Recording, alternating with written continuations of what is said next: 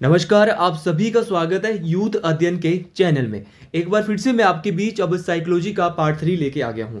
और पार्ट 3 का जो पहला क्वेश्चन है कि नैदानिक परख की आवश्यकता क्यों होती है। जो नैदानिक परख है इसकी जो आवश्यकता होती है तो छात्रों की जो कमजोरी है इसको दूर करने के लिए नैदानिक परख की आवश्यकता होती है। तो पहले का राइट आंसर ये होगा। अब मैं अगले क्वेश्चन की बात करता हूं। पुनर्वलन का सिद्धांत किसके द्वारा दिया गया था। तो साइकोलॉजी में जो पुनर्वलन का जो सिद्धांत है ये किसके द्वारा दिया गया था। तो पुनर्वलन का जो सिद्धांत है ये बी.एफ. स्किनर के द्वारा दिया गया था। किसके द्वारा? बी.एफ. स्किनर के द्वारा दिया गया। अब तो बी.एफ. स्किनर जो है ये अमेरिकी मनोवैज्ञानिक थे। कहाँ के मनोवैज्ञानिक थे? ये अमेरिकी मनोवैज्ञानिक थे बी.एफ. स्किनर। देखिए इनके द्वारा अनुबंधन का सिद्धांत और सक्रिय अनुकूलन का सिद्धांत भी दिया गया। याद रखना, पुनर्वलन का जो सिद्धांत है इसको अनुबंधन का सिद्धांत या सक्रिय अनुकूलन का सिद्धांत भी कहा जाता है। अगले क्वेश्चन की बात करते हैं। वर्तमान समय में मनोविज्ञान है। तो वर्तमान समय में psychology is the present time है। तो प्रेजेंट टाइम में जो है वो साइकोलॉजी जो है किस प्रकार आत्मा का विज्ञान है, मस्तिष्क का विज्ञान है, या व्यवहार का विज्ञान है, या चेतना का विज्ञान है। तो वर्तमान समय में जो मनोविज्ञान है वो कैसा है? व्यवहार का विज्ञान है। साइंस ऑफ बिहेवियर इसका राइट आंसर आएगा। तो वर्तमान समय में जो मनोविज्ञान है वो कैसा है? व्यवहार का विज्ञान है। अगले क्वेश्चन की दोस्तों बात करते हैं। हर एक क्वेश्चन महत्वपूर्ण है, ध्यान से सुन के जाना है। अल्पकालीन स्मृति को और किस नाम से जानते हैं? Short time memory is also known as. तो जो साइकोलॉजी में जो शॉर्ट टाइम मेमोरी जो होती है इसको अलग किस नाम से जाना जाता है? तो अल्पकालीन स्मृति को जो है ये सक्रिय स्मृति, एक्टिव मेमोरी के नाम से जाना जाता है। अगले क्वेश्चन की बात करते हैं। लिप्जिंग में प्रथम मनोविज्ञान प्रयोगशाला किसके द्वारा स्थापित की गई थी? लिप्जिंग कहाँ पे है? अगर मैं लिप्जिंग की बात करता हूँ तो ये जर्मनी में स्थित है। और लिप्जिंग में जो प्रथम मनोविज्ञान प्रयोगशाला जो खोली गई थी ये खोली गई थी विलियम वुंड के द्वारा। विलियम वुंड के द्वारा जो है जर्मनी के लिप्जिंग में जो है ये प्रथम मनोविज्ञान प्रयोगशाला खोली गई थी। कब खोली गई थी भैया? 1879 में। कब खोली गई थी? 1879 में ये खोली गई थी। वुंड खुद भी जर्मनी के ये भाई मनोवैज्ञानिक थे। अगर मैं बात करता हूँ इन्होंने जो है इन्हें आधुनिक मनोविज्ञान का जनक भी कहा जाता है, विलियम वुंड को। अगला क्वेश्चन है, इंपॉर्टेंट क्वेश्चन है सारे के सारे। आनुवंशिकता के असली वाहक है। आनुवंशिकता के जो असली वाहक है वो क्या है? तो गुणसूत्र। गुणसूत्र जो है ये आनुवंशिकता के असली वाहक माने जाते हैं। अगर मैं बात करता हूं दोस्तों आनुवंशिकता के जनक कौन है कि भाई ये जो हेरिडिटी है इसके जनक कौन है? तो इसके जनक है ग्रेगर जॉन मेंडल। याद रखना, ग्रेगर जॉन मेंडल, क्योंकि ये क्वेश्चन भी पेपर में एक या दो बार पूछा जा चुका है। देखिए साइकोलॉजी की हर एक वीडियो महत्वपूर्ण है, इसलिए आप हर एक वीडियो को ध्यान से पढ़ के जाएं। अगला क्वेश्चन है, टेट परीक्षण एक प्रक्षेपी तकनीक है। तो जो टेट टीएटी, टेट नहीं बोलेंगे, टीएटी परीक्षण एक प्रक्षेपी तकनीक है। तो किस प्रकार की तकनीक है टीएटी? तो टीएटी जो है ये व्यक्तित्व के परीक्षण के लिए भाई, पर्सनैलिटी इसका जो है वो क्या आएगा? राइट आंसर आएगा। तो ये मेजर करती है टीएटी जो प्रोजेक्टिव टेक्निक है ये मेजर करती है किसको? पर्सनैलिटी। अगले क्वेश्चन की बात करते हैं। डैश मानसिक आयु तथा कला कुनिक्रम आयु का अनुपात है जिसे 100 से गुणा करते हैं। तो इसका राइट आंसर सीधा सीधा क्या आ जाएगा? बुद्धि लब्धि। अगले क्वेश्चन की मैं बात करता हूं। मनोसामाजिक विकास का सिद्धांत डैश ने प्रतिपादित किया। बहुत इंपॉर्टेंट है। मनोसामाजिक विकास का जो सिद्धांत है वो किसके द्वारा प्रतिपादित किया गया? तो ये किया गया था एरिक एरिक्सन के द्वारा। एरिक एरिक्सन के द्वारा मनोसामाजिक विकास का सिद्धांत को प्रतिपादित किया गया था। दोस्तों अगर मैं बात करता हूँ एरिक एरिक्सन की, इन्होंने 20वीं शताब्दी में मनोसामाजिक विकास का सिद्धांत प्रतिपादित किया था। इसमें इन्होंने जो है वो 8 चरणों को बताया था। इन्होंने बताया था कि इसमें इन्होंने 8 चरणों को बताया और इन्होंने बताया कि बचपन से लेकर वृद्धा अवस्था तक जो है वो जो व्यक्ति है वो स्वस्थ व्यक्ति जो है वो 8 चरणों से होकर गुजरता है। अगले क्वेश्चन की बात करते हैं। निम्नलिखित में से कौन सा दृश्य सहायक सामग्री है? निम्नलिखित में से कौन सा दृश्य मतलब कि जिसको हम भाई देख सकते हैं? तो पुस्तक भी दृश्य सहायक सामग्री है, मानचित्र भी है, ग्लोब भी है। तो इसका राइट आंसर क्या आना था? उपरोक्त सभी। तो इस बार इसका राइट आंसर उपरोक्त सभी, लेकिन आपने हर एक ऑप्शन देख लेना है। तो दृश्य सहायक सामग्री में पुस्तक भी आएगा, मानचित्र भी आएगा, ग्लोब भी आएगा। तो राइट आंसर क्या आना था? All of above. अगले क्वेश्चन की बात करते हैं। 6 से 11 वर्ष की आयु के बालक डैश अवस्था में होते हैं। तो जो 6 से 11 साल के जो उम्र के जो बालक होते हैं ये किस अवस्था में होते हैं, तो ये उत्तर बाल्य अवस्था में होते हैं, लेट चाइल्डहुड में होते हैं। ये आपने याद रखना है, उत्तर बाल्य अवस्था में होते हैं। क्वेश्चन आ सकता है कि जो हमारी बाल्य अवस्था होती है इसका अंतिम काल कौन सा होता है, तो बाल्य अवस्था का जो अंतिम काल होता है ये होता है किशोरा अवस्था। हो सकता है कि कुछ क्वेश्चन इसमें ऐसे हैं जो थोड़े पढ़ने में जो है अटपटे हैं, तो आपने इन क्वेश्चन को ध्यान से दोस्तों सुन लेना है।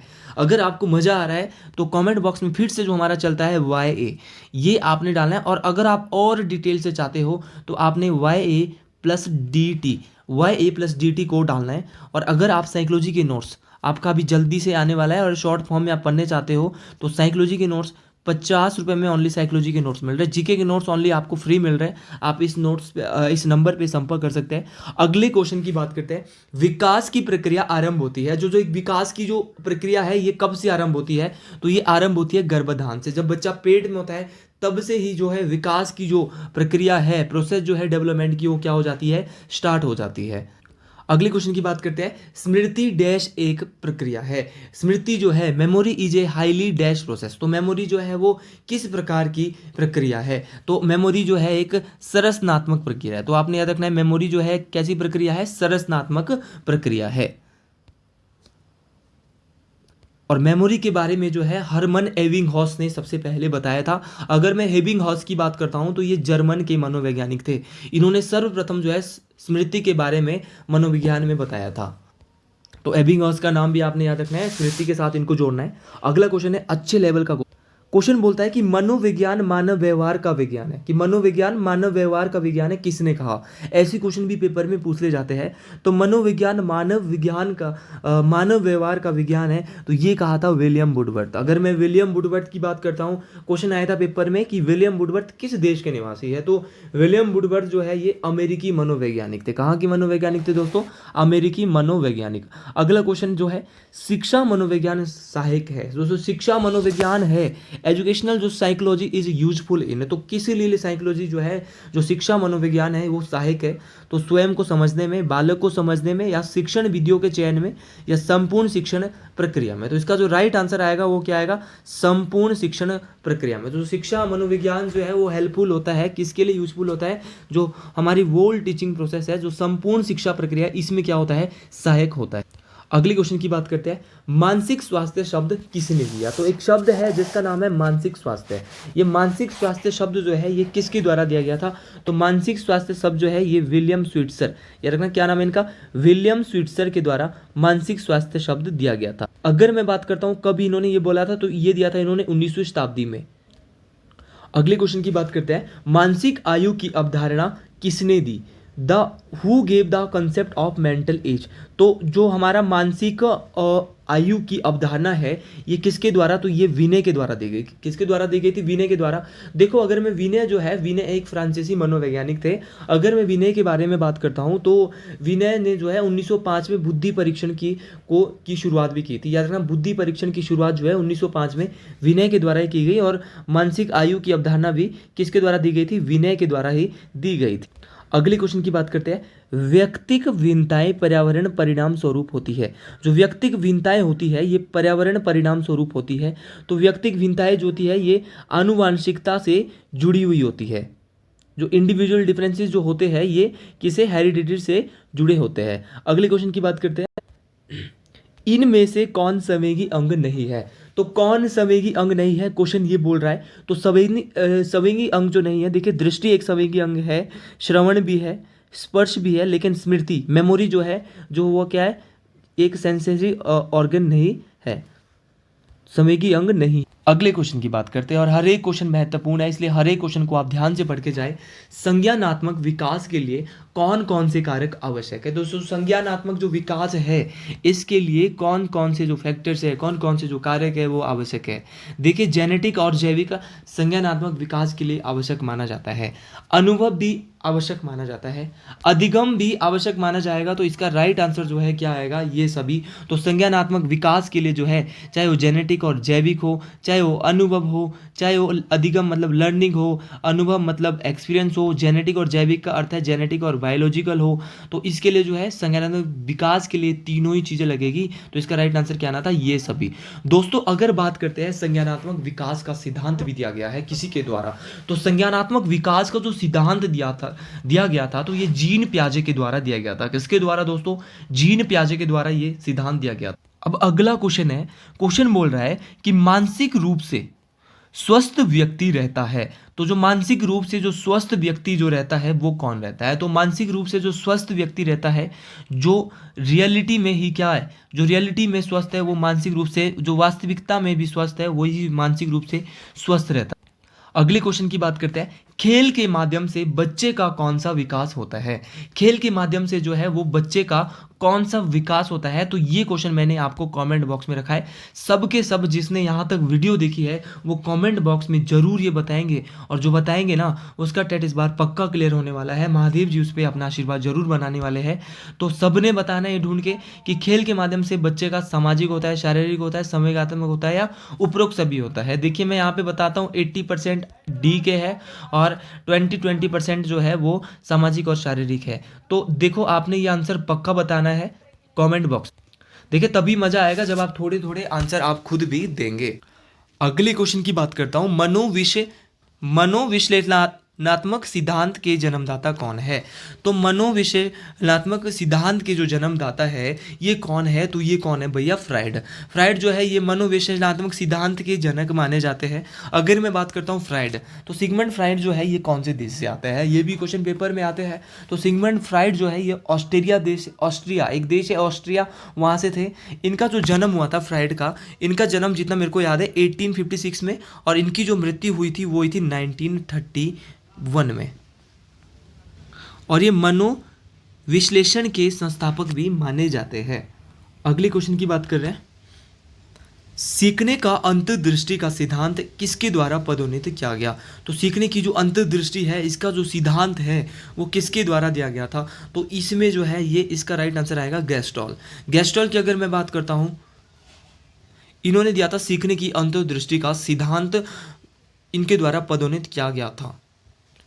अगले क्वेश्चन की बात करते हैं, गिलफोर्ड ने कौन सा बुद्धि सिद्धांत दिया। गिलफोर्ड जो है इनके द्वारा जो है एक बुद्धि सिद्धांत दिया गया, तो कौन सा दिया गया था इनके द्वारा, सक्रिय उत्पाद सिद्धांत, बहुप्रज्ञा सिद्धांत, या प्रज्ञा संरचना सिद्धांत, या उपरोक्त सभी। तो इनके द्वारा जो दिया गया था गिलफोर्ड के द्वारा, इनके द्वारा दिया गया था स्ट्रक्चर थ्योरी ऑफ इंटेलेक्ट, या बोलेंगे प्रज्ञा संरचना का सिद्धांत। तो गिलफोर्ड ने प्रज्ञा संरचना का जो है वो क्या दिया था, सिद्धांत दिया था। और गिलफोर्ड भी किस देश से थे, ये भी एक अमेरिकी मनोवैज्ञानिक थे। मैक्सिमम जो मनोवैज्ञानिक है वो जो है कहाँ से है, अमेरिका से है। ये भी आपने याद रखना है। अगर आपको नहीं आ रहा है और आपको तुक्का लगाना है तो आप क्या लगाएंगे भाई, अमेरिका लगाएंगे। देखिए इनके द्वारा जो है संरचनात्मक बुद्धि का सिद्धांत भी दिया गया था। तो याद रखना है संरचनात्मक बुद्धि का सिद्धांत भी गिलफोर्ड के द्वारा ही दिया गया। अगले क्वेश्चन की बात करते हैं, परिवार किस प्रकार का समूह है। जो परिवार होता है वो किस प्रकार का समूह होता है। तो परिवार जो है एक प्राथमिक समूह होगा, मेल समूह होगा, द्वितीयक समूह होगा, या औपचारिक समूह होगा। तो परिवार जो है वो किस प्रकार का समूह होगा, एक प्राथमिक समूह होगा। अगले क्वेश्चन की बात करते हैं, बंडूरा के अनुसार अधिगम आधारित है। तो बंडूरा के अनुसार जो है वो अधिगम आधारित है। तो बंडूरा के अनुसार जो है जो ये है ये जो अधिगम है, जो लर्निंग है वो अनुकरण पर आधारित है। अगले क्वेश्चन की बात करते हैं, हम करके सीखते हैं। साइकोलॉजी में ये बोला गया है कि हम करके सीखते हैं, ये किसने कहा।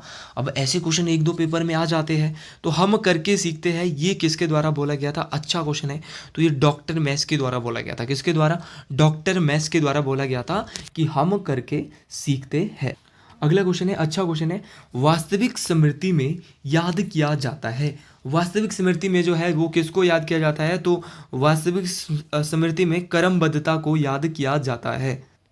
अब अगले क्वेश्चन की बात करते हैं, और YA चैनल को बिल्कुल आपने क्या करना है, प्यार देना है, सब्सक्राइब करना है। और दोस्तों अगर आपको वीडियो अच्छी लग रही है तो जो मैंने कमेंट आपको शुरू में जो बताए थे उन कमेंट पे आपने ज़रूर जिक्र करना है, क्योंकि वो कमेंट बहुत ज़्यादा इंपॉर्टेंट है। और साइकोलॉजी के नोट्स भी जो है मैं आपको प्रोवाइड करवा रहा हूँ। जिसको भी लेने हैं नंबर मेरा है मेंशन किया हुआ, आप व्हाट्सएप पे जो है मैसेज कर सकते हैं। और ये वीडियो ज़्यादा से ज़्यादा लोगों तक पहुँचानी है, क्योंकि ऐसा माना जाता है अगर ज्ञान को अधिक से अधिक बांटेंगे तो आपका ज्ञान और अधिक बढ़ेगा। तो मेरा जो लक्ष्य है वो यही है कि सभी तक ये इंपॉर्टेंट क्वेश्चन जाए साइकोलॉजी के, जो कि हिमाचल प्रदेश की परीक्षाओं में बार बार पूछे जाते हैं। क्वेश्चन है, प्रोग्रेसिव मैट्रिक्स परीक्षण किस मनोवैज्ञानिक ने विकसित किया। जो प्रोग्रेसिव जो मैट्रिक्स जो परीक्षण है वो किस मनोवैज्ञानिक के द्वारा जो है वो डेवलप्ड किया गया था। तो ये किया गया था किसके द्वारा, रेवन के द्वारा। याद रखना है किसके द्वारा किया गया था, रेवन के द्वारा जो है प्रोग्रेसिव मैट्रिक्स परीक्षण को जो है मनोवैज्ञानिक ने विकसित किया। याद रखना, ये जीवन का सबसे कठिन काल माना जाता है। तो जीवन का जो सबसे कठिन काल होता है वो किसे माना जाता है, तो साइकोलॉजी में जो है जीवन का सबसे कठिन काल जो है वो किशोरा अवस्था को माना जाता है। ये आपने याद रखना है। और बाल्य अवस्था का अंतिम काल भी क्या होता है, किशोरा अवस्था ही होती है। और किशोरा अवस्था जो है वो जीवन का सबसे कठिन काल माना जाता है भाई, क्योंकि और ऐसा कहते भी अगर कि बंदे को अगर असली समझ आती है तो वो किशोरा अवस्था में ही आती है। देखिए ये क्वेश्चन मेरा सबसे फेवरेट क्वेश्चन है और टेट परीक्षाओं में ये क्वेश्चन बार बार पूछा जाता है। देखिए क्वेश्चन है, फ्राइड के अनुसार इदम अहम परा अहम, यहाँ पे जो नहीं दिया है तो इदम अहम परा अहम का सिद्धांत जो है फ्राइड के द्वारा दिया गया था। कब दिया गया था, 1923। इन्होंने मन को 3 भागों में बांटा था, इदम अहम परा अहम। तो इदम अहम परा अहम डैश सिद्धांत आधारित है। क्वेश्चन आ सकता है किसके द्वारा दिया गया, तो बोलेंगे फ्राइड के द्वारा। आधारित किस पे है, क्या दुख पे आधारित है, डर पे आधारित है, वास्तविकता पे आधारित है, सुख पे आधारित है। तो इदम अहम जो परा अहम का जो सिद्धांत है वो सुख पे आधारित है, इदम सुख सिद्धांत पर आधारित है। ये आपने याद रखना है। अगला, सीखने की सामग्री के रूप में निरर्थक शब्दों का प्रयोग किस मनोवैज्ञानिक ने किया। तो सीखने की जो सामग्री होती है इसके रूप में निरर्थक जो शब्दों का प्रयोग जो है किस मनोवैज्ञानिक के द्वारा किया गया था। तो जो syllabus as a learning material, तो इसका जो किया था वो किया था एबिंगहॉस। किसके द्वारा, एबिंगहॉस के द्वारा किया गया था सीखने की सामग्री के रूप में निरर्थक शब्दों का प्रयोग। अगले क्वेश्चन की बात करते हैं, बुद्धि व सृजनात्मकता में किस प्रकार का संबंध पाया जाता है। तो बुद्धि और सृजनात्मकता जो है इसमें जो है वो संबंध पाया जाता है वो धनात्मक संबंध पाया जाता है। कैसा संबंध पाया जाता है, पॉजिटिव जो रिलेशन इसमें पाया जाता है। तो आपने याद रखना है इंटेलिजेंस और क्रिएटिविटी जो होती है इसमें पॉजिटिव या धनात्मक संबंध पाया जाता है। आज का कुछ 2 अंतिम क्वेश्चन, और 2 अंतिम क्वेश्चन जो है ये इंपॉर्टेंट। तो बुद्धि और सृजनात्मकता के बीच तो धनात्मक संबंध। अब अगले क्वेश्चन की बात करते हैं और अगला क्वेश्चन है, किंडरगार्टन विधि का प्रतिपादन किसने किया। तो किंडरगार्टन विधि जो है इसका प्रतिपादन जो किया गया था ये फ्रेडरिक फ्रोबेल के द्वारा किया गया था। किसके द्वारा किया गया था, फ्रेडरिक फ्रोबेल। अगर मैं बात करता हूँ किंडरगार्टन विधि की, इसका प्रतिपादन तो किसके द्वारा किया गया था, फ्रेडरिक फ्रोबेल के द्वारा किया गया था। इस मेथड को फ्रेडरिक फ्रोबेल ने बोला था, लेकिन फ्रेडरिक फ्रोबेल ने भी पहला किंडरगार्टन खोला था कहाँ पे, जर्मनी में। और कब खोला था, ये क्वेश्चन भी पेपर में आता है। तो 1840 में जर्मनी में पहला किंडरगार्टन किसके द्वारा खोला गया था, फ्रेडरिक फ्रोबेल के द्वारा ही खोला गया था। तो फ्रेडरिक फ्रोबेल भी एक बड़ा नाम है और ये खुद भी कहाँ किस देश के निवासी थे, फ्रेडरिक फ्रोबेल जी। आज की वीडियो थोड़ी सी छोटी बनी है, लेकिन यहाँ से मैं 2 चीज़ें आपको यहाँ से बताना चाहूँगा। जीएस और जो आपका सीडीपी वाला जो सेक्शन रहता है ये बहुत इंपॉर्टेंट रहता है और यही स्कोरिंग रहता है। और अगर आप चाह रहे हो कि मैं कल पार्ट 4 फिर से लाऊं तो आप जो है ज़रूर जो है कमेंट में बोले कि सर पार्ट 4 लाओ। और अगर आपको लगता है कि साइकोलॉजी सफिशिएंट है, जीके ही करवाना है, तो जीके मेरा चल ही रहा है। लेकिन अगर कंटिन्यू 4, 5, 6, 7, 8, 10 तक पार्ट लाने हैं तो आप मेरे को बोल सकते हैं कि सर कंटिन्यू रखो, साइकोलॉजी अभी आवश्यकता है। और साइकोलॉजी की जो अभी बहुत ज़्यादा आवश्यकता है, और मुझे भी लगता है कि अभी ज़रूर आवश्यकता है, क्योंकि साइकोलॉजी का अभी हमारा 3रा पार्ट ही आया है। तो मैं भी चाह रहा हूँ कि जो साइकोलॉजी है इसको अभी कंटिन्यू रखा जाए, क्योंकि अभी आवश्यकता है साइकोलॉजी की। क्योंकि साइकोलॉजी भी 30 नंबर की आती है, जैसे 30 नंबर की आपको जीके आती है वैसे ही साइकोलॉजी। और जो टीजीटी आर्ट्स वाले हैं उनके लिए तो भाई जीके 90 नंबर का जीके ही आता है। तो आपका तो बहुत ज़्यादा फ़ायदा होने वाला है। प्लस जो है आपको मैं कुछ इंपॉर्टेंट चीज़ें यहाँ से बता रहा हूँ। क्वेश्चन पेपर में आता है कि आत्मसिद्धि प्रत्यय का अध्ययन किसके द्वारा किया गया। तो आत्मसिद्धि प्रत्यय का अध्ययन जो है ये अब्राहम मैस्लो, किसके द्वारा, अब्राहम मैस्लो। और अब्राहम मैस्लो कहाँ के थे, अमेरिका के थे। तो दोस्तों आज के लिए इतना ही। आज की वीडियो थोड़ी सी छोटी बन रही है, हमारी 19 मिनट की बन रही है। और सभी ने जो है कमेंट करना है। और हिमाचल प्रदेश में जो है अभी लोकसभा के चुनाव हुए हैं, ये भी आपने, हम जीएस में पढ़ रहे हैं, प्लस साइकोलॉजी के नोट्स अगर लेने हैं तो मेरे नंबर पे आप कांटेक्ट कर सकते हैं। आज के लिए इतना ही। जय हिमाचल प्रदेश, जय भारत, धन्यवाद।